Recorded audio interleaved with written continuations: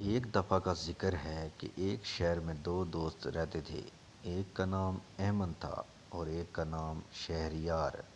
دونوں اچھی زندگی بسر کر رہے تھے، لیکن شہریار امیر تھا۔ اس کے پاس 12 مرغیاں تھیں جو سونے کا انڈا دیتی تھی۔ احمد کو شہریار کی امیری پر حسد تھا۔ ایک دن احمد نے سوچا کہ کس طرح اس کی مرغیوں کو چرایا جائے تاکہ ایک دن وہ بھی اپنے دوست کی طرح امیر ہو جائے۔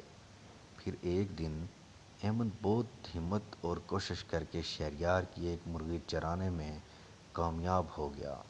اگلے دن جب شہریار نے اپنی ایک مرغی غائب دیکھی تو بہت پریشان ہوا۔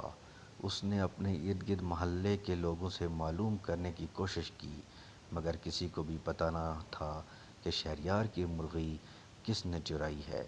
اگلے روز رات کو پھر یہی ہوا اور اب شہریار کی 12 میں سے 10 مرغیاں رہ گئی تھیں۔ شہریار کے ذہن میں ایک آئیڈیا آیا۔ وہ رات کے اندھیرے میں گھر کے خاص کونے میں چھپ گیا۔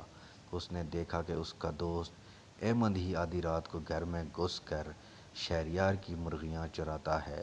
شہریار یہ دیکھ کر بہت حیران بھی ہوا اور مایوس بھی کہ اس کا اپنا دوست ہی اس کی خوشیوں میں ڈاکہ ڈال رہا ہے۔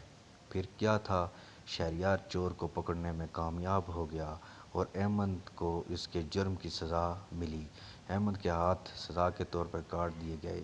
احمد اپنی غلطی پر بہت نادم تھا اور شہر کے باقی لوگ بھی اس سے عبرت حاصل کر رہے تھے۔ پیارے بچوں، ہر ہاتھ ملانے والا شخص دوست نہیں ہوتا۔ پلیز ویڈیو کو پورا دیکھا کریں۔